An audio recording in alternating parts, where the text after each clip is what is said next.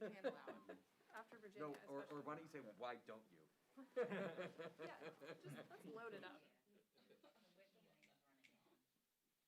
That's for which members are talking to McCarthy about switching parties. Oh my goodness. Okay.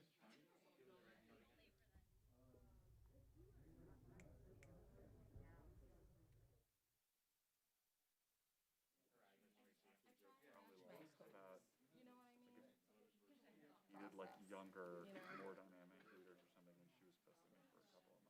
Yeah, that's like a, you don't get any more questions for the For a foreseeable while. I mean, you saw how she reacted to Jake following up on her own statement. That's what I said. I was like, Being the she's like, culmination. how dare you? I was like, I don't know. You said it.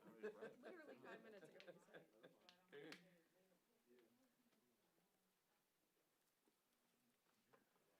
What's happening? We on? Oh, sure. No, actually, don't turn on, dude. Keep it off. Yeah? No, TV likes it when you're off.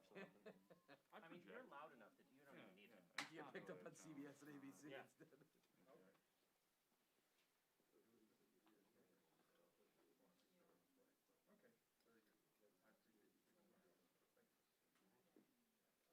You guys are hiring more people now? We are. I should actually see if we got. Good morning. Punchbowl Empire grows. I know, We just got congrats an on office. everything. Yeah, So where's that? good. Like a row house kind of? Yeah. Is it not on? That's great. It's not on. That's clutch. Punch party. We're gonna have a lot. We're gonna have a lot of luck. It's like the non, I hate this comparison, but it seems like the Breitbart embassy kind of. So, Buffer. Yeah.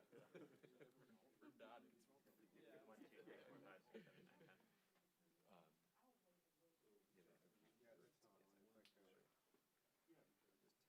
1, 2, 3, 4, 5, 6, 7, 8, 10.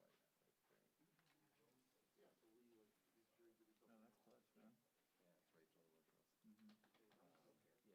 Yeah, it's like When you close on it. a week from tomorrow. Okay. Yeah,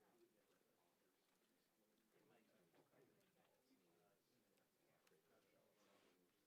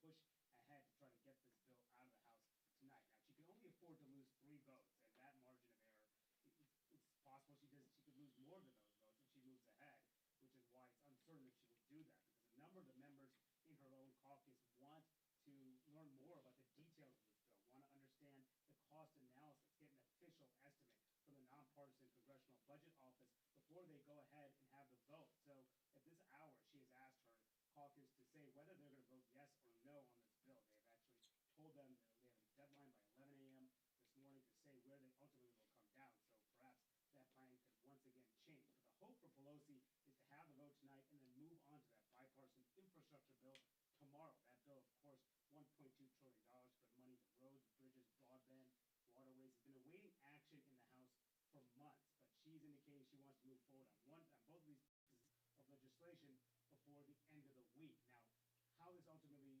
plays out remains to be seen. We expect to hear from her in a matter of moments. We'll ask her whether or not she does plan to move forward or whether they will decide to punt this once again. But right now, White House officials are meeting with the Democrats in the House, going through this bill section by section, and indicating that they too want to get this done. The key, as we've seen from this process over months, can it get done? And if it gets done out of the House, then there's a whole question about the Senate, and that's a whole different problem. Joe Manchin indicated we want substantial changes to this bill when it goes over there, assuming in a matter of weeks. Okay. Thank you, man.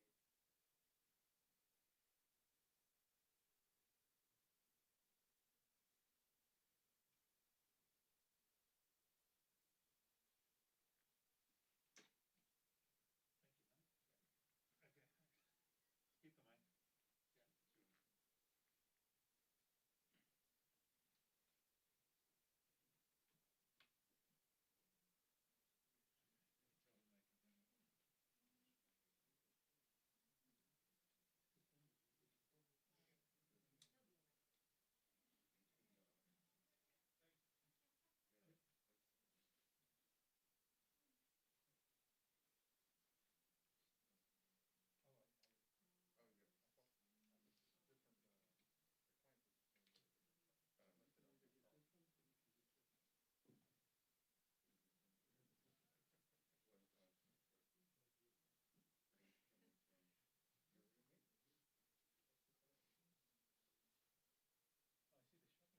No.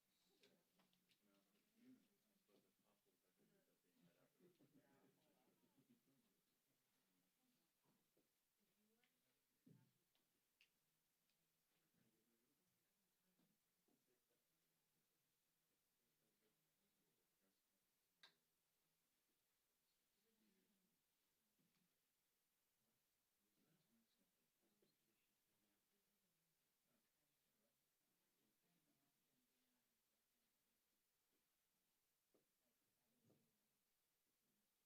Yes, she did. What happened, Jakey? Pelosi is on her way. Pelosi's campaign. Like on this, or do you do it? This is true. She is moving in this direction. Okay, thank you.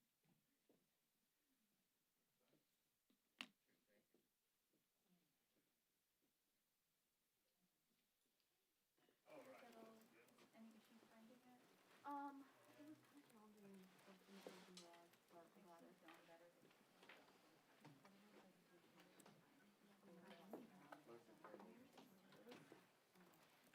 We can go to that country. We'll tell you. But I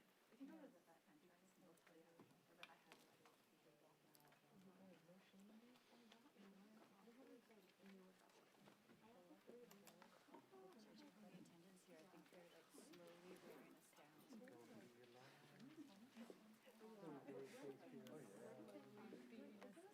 was kind of joking. Delays. No, seriously, the lighter.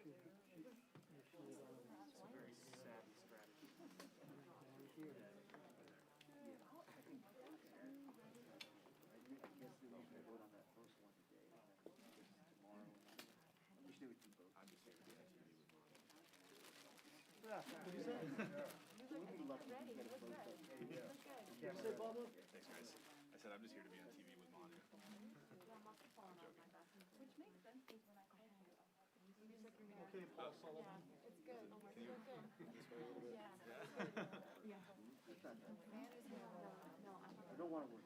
Manu's got the perfect like mix of salt and pepper. Yeah. It's all mostly salt. It's mostly salt now. And an A-plus tackle. fit in up here better. I just wanted to come in here and be like, okay, 2 minutes this way. What do you? I'm sure that Gottheimer appreciates all the salt in your hair. Don't do that again. That'll be the day.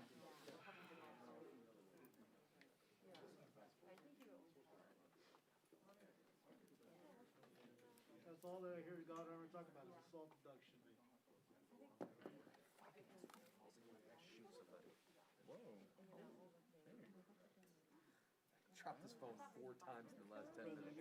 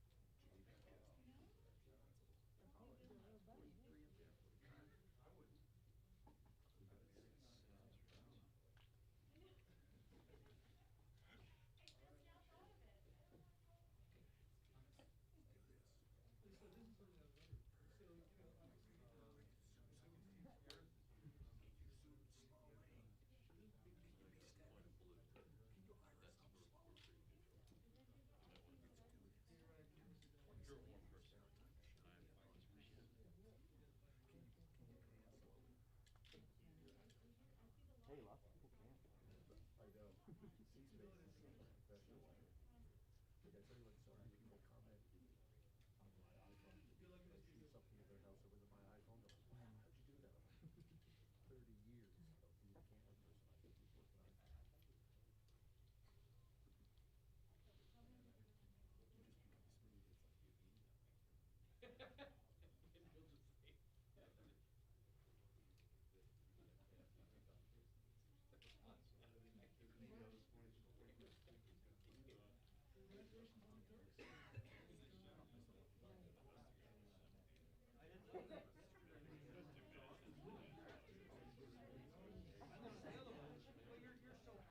house or with my iPhone, they're like, wow, how'd you do that? I'm like, 30 years of being a camera person, I can keep working on it. You just become smooth, it's like you need them. And you'll just say, Congratulations on the Turks. Is there like some kind of weird initiation that like walk in and one of those things that I was thinking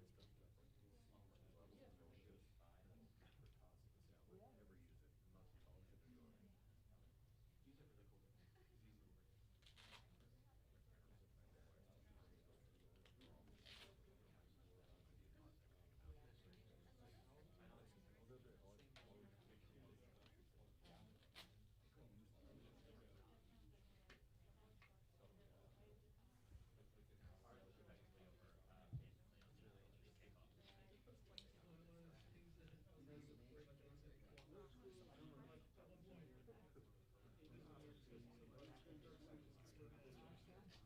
All of a sudden, like 10 minutes later, you see like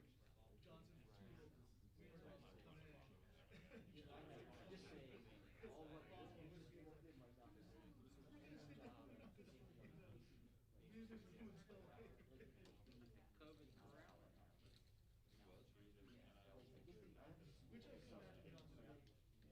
I can imagine Johnson would.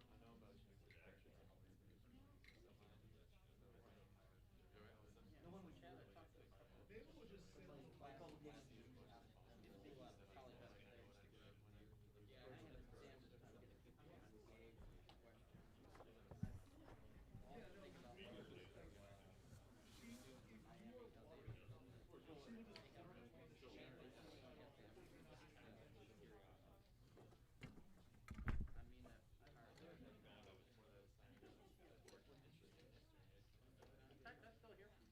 Yeah, no, see, if you are water, see what this water on the ship. Count backwards from 100. This I think you're here for Pelosi, right? Okay. You're a little late. Yes. You're supposed to start at 10:35. Okay, but there's no McCarthy after you, so it's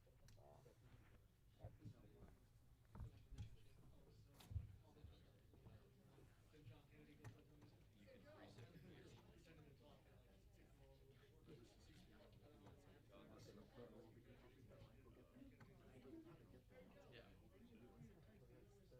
Pretending to talk and like take them all over. We're both outside and we're outside.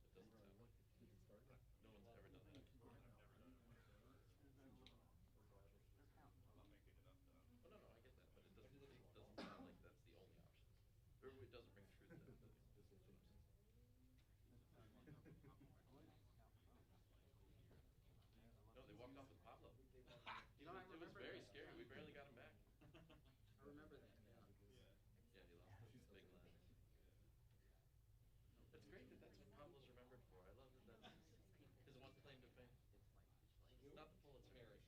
Right.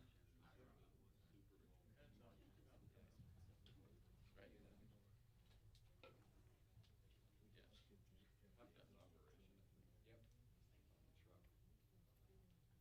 For you? It happened to you? Oh, no, it was definitely it may have happened to him twice, but it was definitely. Yeah. And not here, I think it was other places. When we were on the Clinton trip, we were in Right. Did I ever go? Africa, we were in Ghana, Although presumably less than across, and we visited he used to take care of it. 50,000 seaboard down there. Yeah. And Clinton went down and worked a rope line in front for 5 or 6 raccoons, and they almost pulled him into the crowd. Yep. And when, and how old is it tonight, has been at a riser, been on a riser. No, no, is that here? No, has been on a riser out in the crowd. Yeah. I have never been to this. It's special. Yeah, that's right.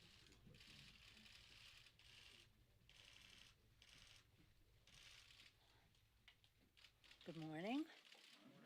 Thank you for your patience. We're just finishing our House Democratic Whip meeting. That's, for the others out there, really part of our caucus where we heard from our magnificent chairman, had a Q&A with our members, with each chair, about the specifics in the legislation as amended from what they have seen since last week. It was very inspiring and heartening to see the depth of knowledge, the value-based decisions that were made in the committees, and just the ongoing commitment to getting the job done for the people. I want to say that I'm so proud of the president returning. I'll come back to some of that, but president returning from representing America to show that America is back, whether it comes to fighting the pandemic of COVID, whether it's saving the planet from the climate crisis, whether it's enormous success that he had with the global minimum tax, a major, major accomplishment, making progress in how we deal with keeping Iran from becoming nuclear, and also issues that related to, again, global security, economy, and governance. He also had a beautiful visit with His Holiness the Pope before going to Gaza. You know his schedule, but you don't know the pride we take in all of it. I was particularly inspired by his visit with His Holiness the Pope, fresh off of my own visit. I've heard some of you cavalierly say on TV, why don't the Congress go there? Well, I did. I did when I was in Rome for the G20 of parliamentarians, which preceded the G20 of the leaders of the countries. And it's just to see His Holiness's commitment to the people of the world, whether we're talking about a pandemic or whether talking about a planet. Just so inspiring. So to see the two of them, the President of the United States, a devout Catholic, and His Holiness the Pope, a glorious leader, but also knowledgeable about saving the planet, respectful of the refugees that could spring from migrations and are from other conflicts. So again, proud of the president, and also for him to come home at a time.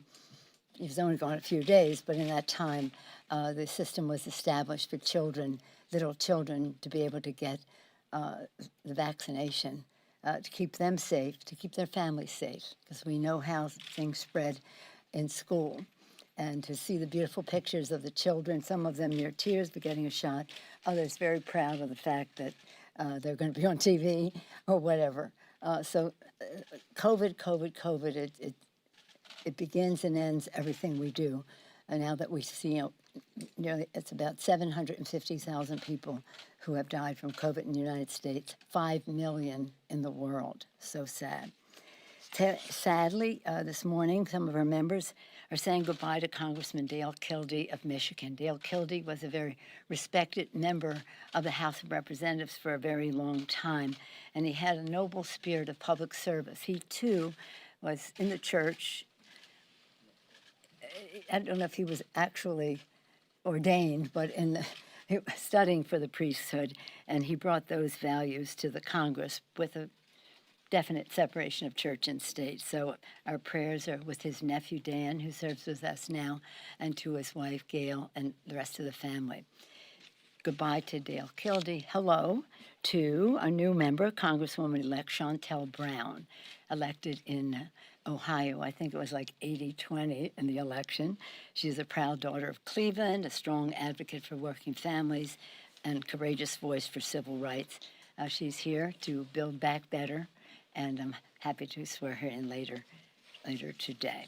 Okay, so build back better. That's why you're here, right? We, as I said, just completing a meeting of the House Democrats. Again, I wish everyone could see the pride we take in the work that has been done by the members, by the chairman, by the staff. Relentless. And not only our own staffs and committee staff, but the Congressional Budget Office, the Ledge Council Office, and the rest. This morning we have a report from Joint Tax, which is very documenting how the bill and validating how the legislation is paid for. It came out about 10 o'clock. I referred it to you for your review. It's a very solid, because people said, well, it's really paid. There are people who say it isn't paid for. Yeah, there are people who say a lot of things. But this document of joint tax is objective. It's not Democratic, it's not Republican, it's objective view that it is solidly paid for. And that doesn't even take into account the money that we'll get from what we're very proud of is an agreement on prescription drugs, which generates resources, as well as enforcement, which is $400 billion in enforcement. So here we are with all of this. The prescription drug bill is something that is news from last week. It enables us to do something we've been trying to do for a very long time, have the Secretary of HHS negotiate for lower drug prices, halts pharma's outrageous price hikes above inflation, and expands ACA to make coverage more affordable for those who buy insurance on their own. So it's not just about Medicare prices, it's about the private sector, commercial sector as well. We're very excited about what happens in the legislation, took pride in hearing various committees address how children are affected. You know, but Biden child tax credit, for universal pre-K and 3- and 4-year-olds, families' child care cost. Again, this is an area where we have real consensus, House and Senate have for a long time. Nothing very new in that care section, except the fact that we would like to put on the table the family and medical leave. It's so needed and so popular in our country and makes such a difference in the lives of America's families. Very important to women, but men too, to have that opportunity. It is, again, better jobs, lower cost, reduces the debt, and makes the wealthy and those pay their fair share. It's not punitive, it's just fair. Particularly appropriate at this time is what it does for the climate crisis. Again, I'm sure you read the bill last week, and I'm sure you're well aware of some amendments to it this week. But I just want to remind you, the largest investment to combat the climate crisis in history, cuts pollution and reduces energy cost, and creates good-paying jobs. It's a health issue, clean air, clean water for our children. It's a jobs issue, being competitive and preeminent in the world in terms of new green technologies. And technology is really what is helping us to advance in making these jobs better and us more competitive. And third, it's a national security issue.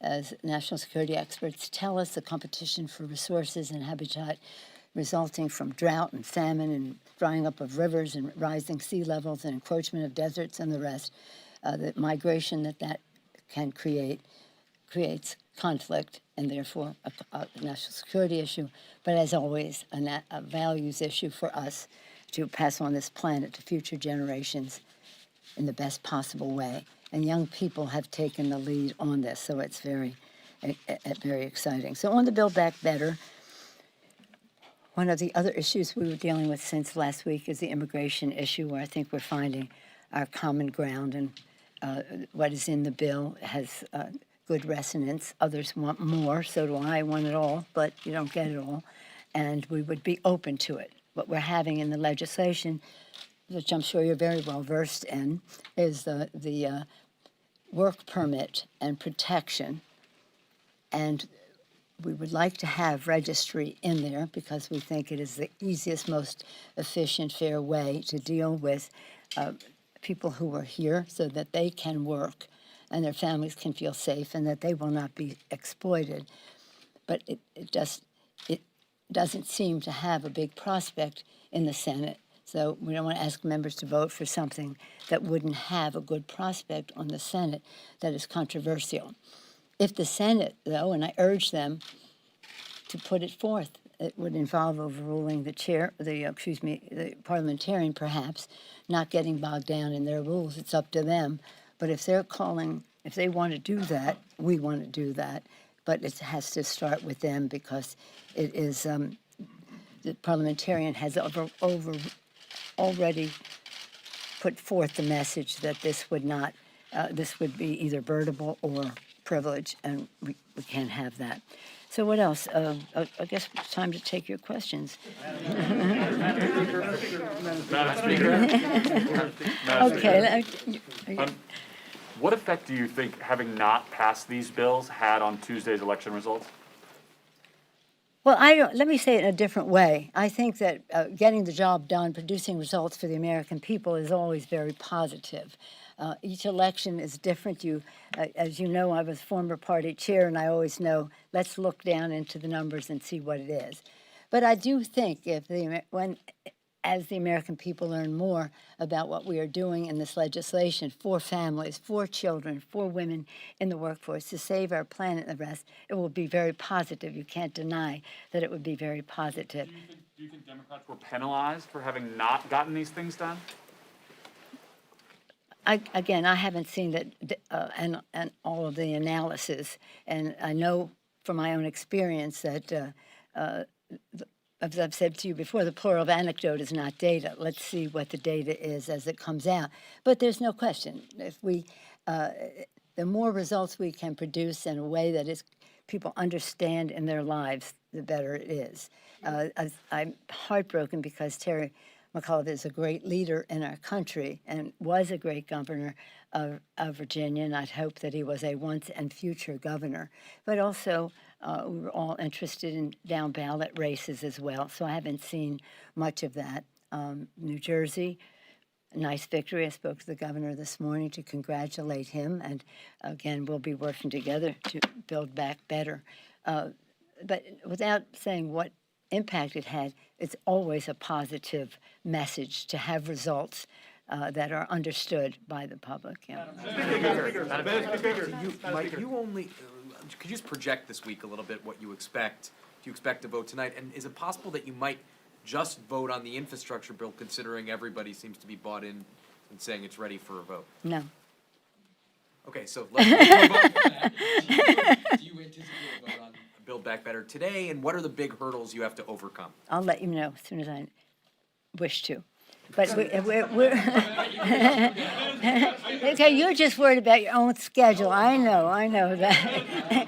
But the fact is that our members are engaged in very thoughtful deliberation with each other. As I said to you before, 90% of this bill has been agreed to, House, Senate, White House, and written.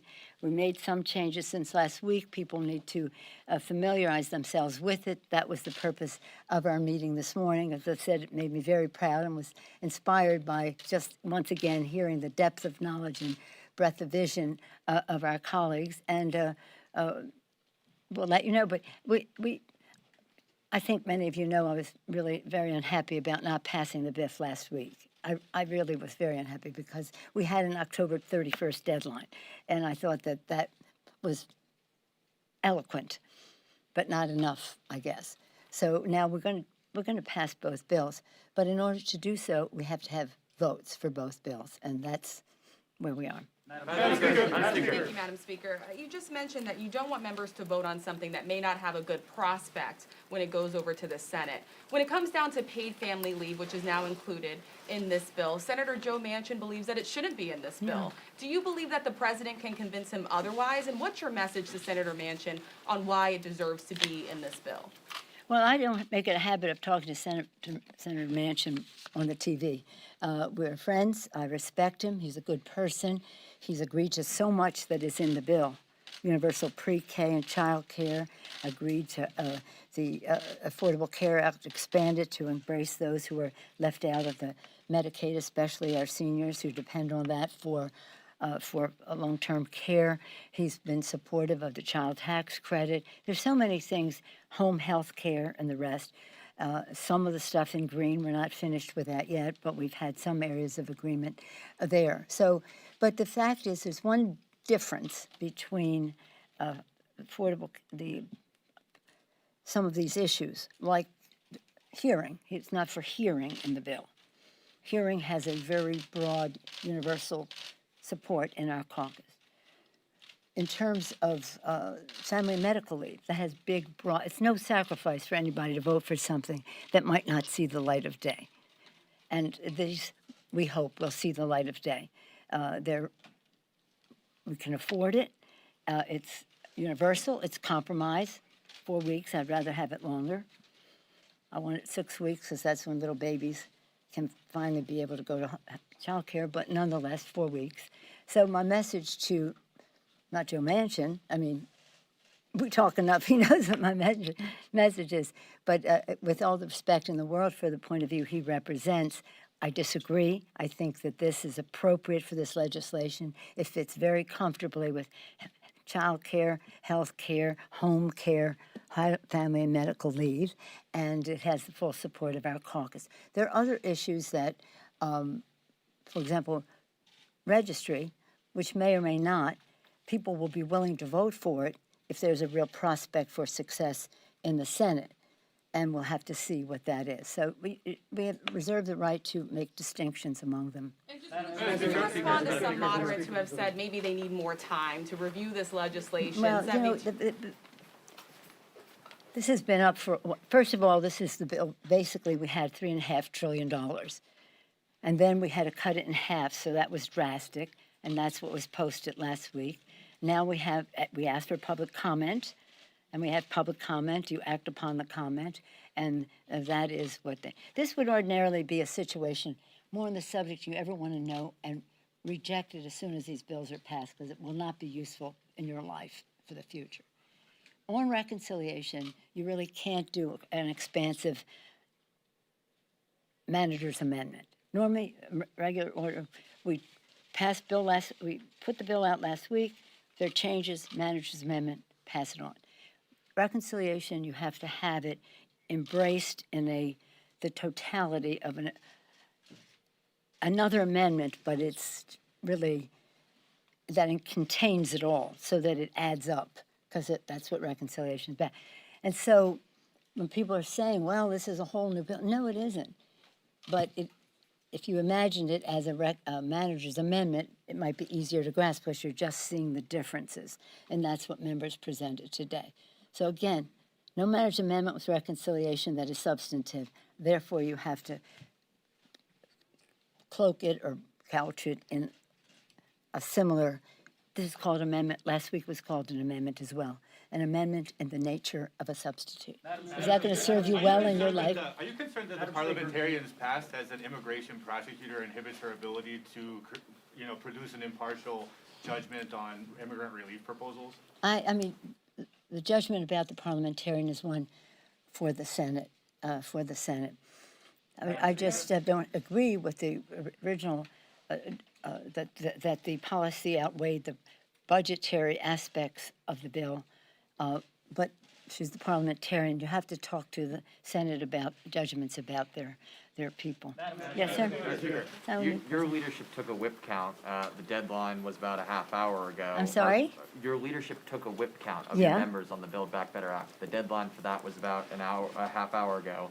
Are there Democrats still saying that they're not going to vote for this? Do you have the votes to pass this by the end of the week? Well, you were my priority. I came right from the caucus to this meeting, so I'm not familiar with what that is. But again, we have questions that members have, whether it's about, is it really paid for? That was one of the questions. Yesterday, we had a session where I listened to them, and they want to know, is it really paid for and how? We had this morning, Richie Neal and Brian Deese from the White House talk about how it was, and with the idea, that was early. At 10 o'clock, the Joint Tax Committee would be, that would be released. Have you seen it? You've seen it, okay. So that was one piece. The other piece was about inflation, and we had the experts' opinions, and in fact, a very recent today from Moody's that if the bill was paid, since it is paid for, it would not increase inflation, and in fact, it would add to our economy because of childcare, enabling many more women to fully participate in it. So I haven't seen. I don't know. I was going to say, did you see the whip gun? Because I'll tell you something about Mr. Clyburn. He keeps it close to the vest.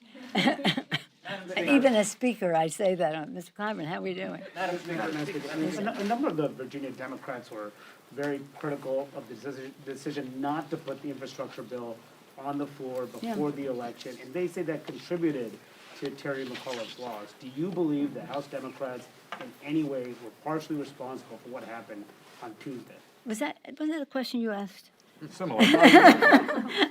What I said was any sign of progress is always good for the public when they understand what it is, and I think they understand infrastructure pretty well. So it would have been better if we had. I don't know because I haven't seen the data. Perhaps you have. I think there were other issues at work in that election, and it remains not for me to make an observation unsubstantiated by data and science and fact. I'm very scientific about elections, district by district, within the district, region by region, and we'll see what that is. But it was not a good night. So let's just not go away from that. But you have to ask them. If that's what they said, that's your story. I'm not going to comment on their story. Thank you. So we have this. Any more women here? Let me see.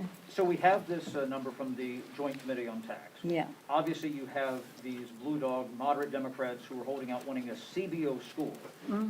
There are differences between those, and they had indicated to me that those two things are not quite the same.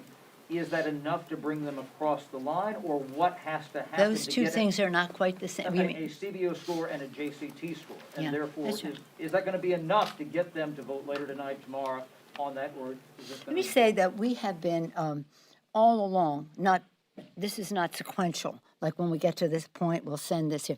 All along, we've been sending things to CBO. This is not new to them. And same thing with joint tax, and they've come now with our bill, come out and said how much money it will absolutely produce. And that doesn't include over and above the prescription drug money, which is hundreds of billions of dollars, as well as $400 billion from the enforcement. And by the way, considered to be a low figure. Former IRS directors have written and said it could be close to $1 trillion, but we're counting it low. We have been very conservative in everything, every estimate that we make, so that it truly is formidably paid for. The CBO also has been, the thing about the CBO is they have most of the information, now they have the new information, but they have to correlate it. You know, they have to say, if you say, well, we had 3.5, now we have 1.7, cut it in half, or whatever the number is, cut it in half, it doesn't work. They have to relate it, what the impact is from one area to the next. Takes a little longer, more subjectivity, but this shouldn't take long to get. The other thing that we're getting we're sending stuff over to the Senate. Well, most of the product that we've done is, except now we may have added in the last day or so, and some of what we added is Senate to the bill, like a hearing. Bernie doesn't like hearing, excuse me, Bernie loves hearing, mentioned, it doesn't want hearing in the bill and all that stuff. So some is Senate oriented, and then we have the family medical leave. We figured if they're putting things in, then we can put something in, even if Manchin doesn't like it. So, so we are getting some bird and privilege. I think mostly we're getting privilege scrub, because privilege scrub is deadly to a bill. Birdable, it's important. It's you have to take it out, but privilege violation can take you out. So we're again getting that as we go along as well. But when we pass a bill, then they will see it in its aggregate and make some. Any concern that any of this is, quote, messaging, because that they have to take some of those things out regardless, no matter what you send over? You said you weren't going to send a messaging bill. No, we're not sending a messaging bill, but we want to be sure that what we send is not birdable or bird bath or privilege scrub. They're the two exercises we're getting engaged, bathing exercises we're engaged in. And we're getting good responses. There's no bad answer. You know, it is what it is. You know, there's a certain objectivity to it. It is what it is. Because whatever it is, this is the greatest monumental, historic piece of legislation that any of us will ever be a part of it. And I say that with great proprietary ownership of the Affordable Care Act, which was magnificent and is.